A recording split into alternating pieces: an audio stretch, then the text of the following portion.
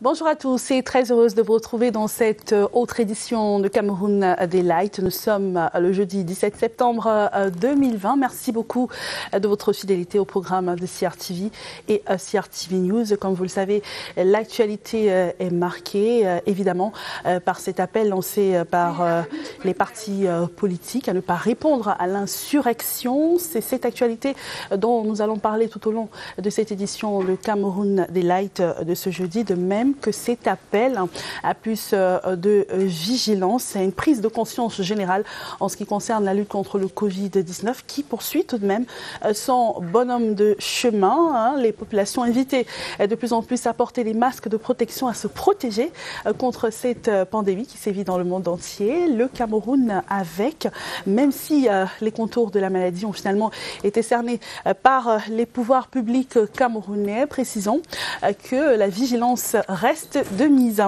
Dans cette édition également, nous parlerons des préparatifs de la rentrée scolaire qui pointent à l'horizon avec les parents qui se font pas tout à fait visible dans les espaces marchands, dans les librairies, comment ça se passe dans la plupart des établissements scolaires. On en parlera tout au long de cette édition de Cameroun Daylight. Évidemment, vous aurez Politics, vos rubriques habituelles.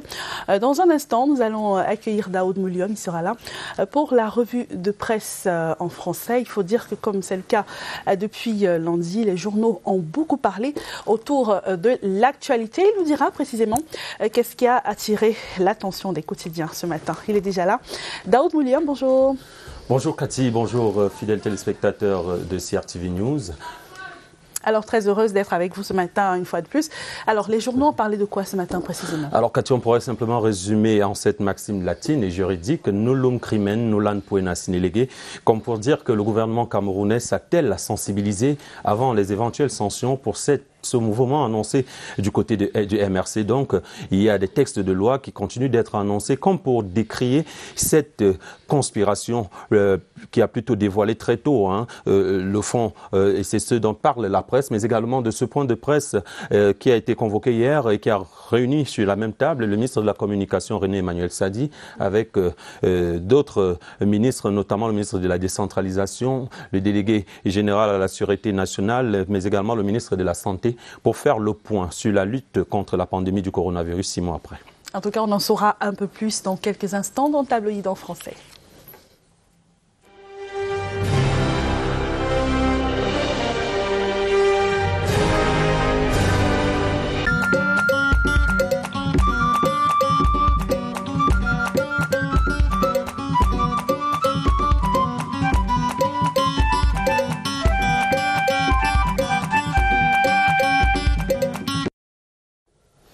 Voilà, une fois de plus, bonjour et bienvenue à vous, chers téléspectateurs de CRTV News. Vous regardez donc Tabloïd et c'est la revue de presse sur votre chaîne préférée. En ouverture donc de cette édition de Tabloïd, le coronavirus refait la une du Cameroun Tribune. On parle de 6 mois de résilience depuis le début de la lutte contre la pandémie et même si le gouvernement rassure sur la maîtrise de la situation, il reste à relever que ce Covid-19 est loin d'être vaincu. Appel donc à prudence en pages 2 et 3 où par ailleurs les ministres de la Communication, de la Santé publique, de la décentralisation et bien sûr le délégué général à la Sûreté nationale ont par un point de presse hier même, donné hier donc, dressé le bilan semestriel plutôt encourageant donc du plan national de riposte contre cette pandémie. Toutes ces informations dont vous les aurez en pages 2 et 3, mais également Cameroun Tribune parle d'une désapprobation massive des Camerounais au sujet donc des manifestations annoncées du côté du mouvement pour la renaissance du Cameroun le 22 septembre prochain. Le quotidien à capitaux publics précise que de nombreux citoyens ont réagi à travers le pays pour dénoncer justement cette intention, notamment le professeur Jacques Famdongo qui parmi tant d'autres, donne sa part de réaction en pages 4 et 11. Restons comme pour finir avec Cameroun Tribune pour parler cette fois-ci d'une scène de cannibalisme enregistrée du côté de Pitois où une femme âgée de 24 ans a égorgé ses 2 enfants avant de les mettre dans une marmite pour essayer de les faire cuire. La nommée donc Salamatou, originaire du village Badjogo, est actuellement entre les mains des éléments des forces de maintien de l'ordre. Des détails sur ce drame donc à lire en pages 16 et 17 du quotidien Cameroun Tribune. L'hebdomadaire Meyomo Salah, pour sa part, dans sa parution de ce 17 septembre, fait dire que face à la menace insurrectionnelle, donc le peuple camerounais fait bloc derrière le président Paul Biya. Le journal évoque là une nouvelle opportunité qui permettrait donc au peuple camerounais et le président de la République de prouver leur cohésion qui dure depuis 1982. Et c'est à lire en pages 4 et 5 de ce journal.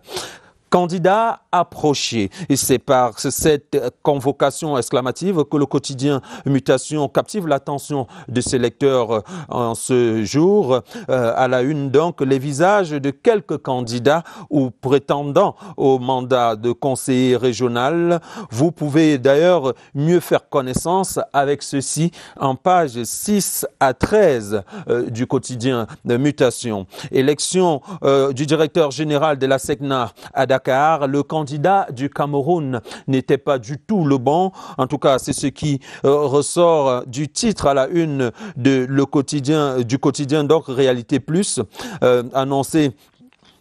qui annonce donc la défaite à cette élection du candidat camerounais Zoa Etundi, battu avec 2 autres adversaires par le Nigérien Mohamedou Moussa, qui rempile ainsi à ce poste de président de l'Agence pour la sécurité de la navigation aérienne en Afrique.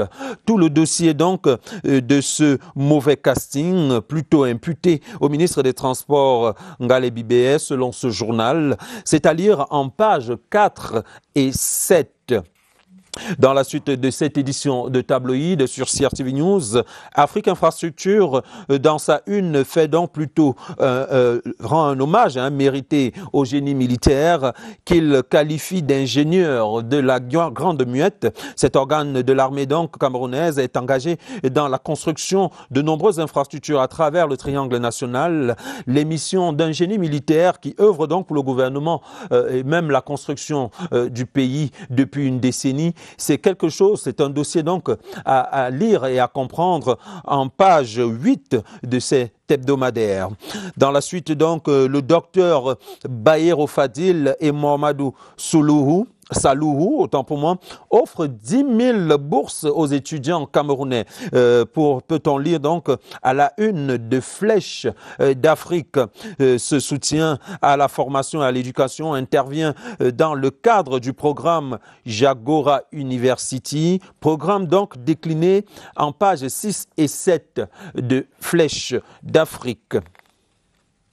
L'hebdomadaire Diapason, pour sa part, évoque une nouvelle gestion en vue dans le secteur des droits d'auteur et de l'art musical. Et selon ce journal, Sam Fantoma et son équipe devraient déposer leur bilan d'activité et d'action à la tête de cette structure, pendant que le ministre des Arts et de la Culture, Pierre-Ismaël Bidongpat, se veut donc voir cette structure davantage se dynamiser. C'est donc une revendication expliquée et justifiée en page 12 de l'hebdomadaire Diapason. Nous allons finir cette revue de la presse avec l'économie, espérant que la réalisation nous permettra, voilà, l'image elle est là, donc avec en économie la douane camerounaise qui va en guerre contre les exploitations illicites du bois. C'est à travers donc une opération baptisée Fight Illegal Trade Export. Fight Illegal Trade Export, donc c'est le mouvement récemment mis sur pied par la douane camerounaise en vue donc de barrer la route à ces exportateurs frauduleux du bois. Il vous souvient encore que le ministre en charge justement des forêts et de la faune, Jules de Rendongo, avait signé récemment une décision sanctionnant pas mal d'entreprises, à peu près une vingtaine dans la région du littoral, qui procédaient donc à ces manœuvres plutôt frauduleuses. Des titres que vous venez de suivre et bien d'autres sont à retrouver donc dans nos kiosques en ce jour du 17 septembre 2020. Mais en attendant, restez en très belle compagnie avec Cathy Toulou et CRTV News.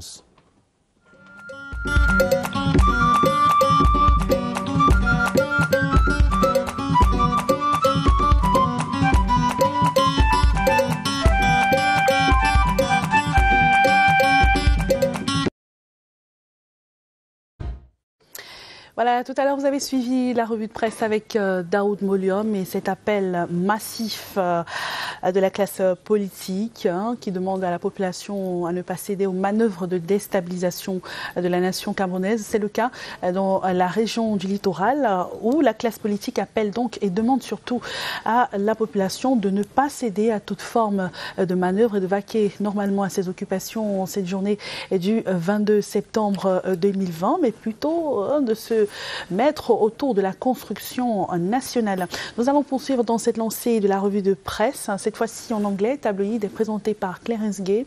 Il est avec nous. Good morning. Good morning, Kasitolo. Alors, je le disais il y a quelques instants, de manière générale, la presse camerounaise a beaucoup parlé de cette actualité relative à l'insurrection. Yes, actually, insurrection. The Minister of Communication and Government spokesperson, René Emmanuel Sadi, has sounded and resounded, a warning on political parties who intend to disrupt the electoral process. Of course, we know the upcoming regional elections is the most talked about in most of the newspapers these days. Très bien, nous parlerons donc des élections régionales dans un instant. Tabloïd en anglais, c'est maintenant.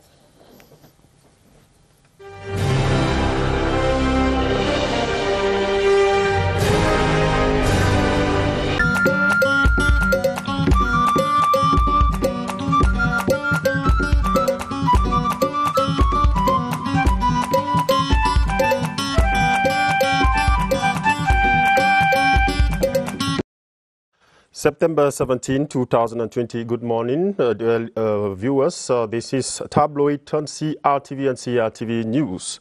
Our press review this morning, we open with the National Bilingual Daily Cameroon Tribune headlines, regional elections.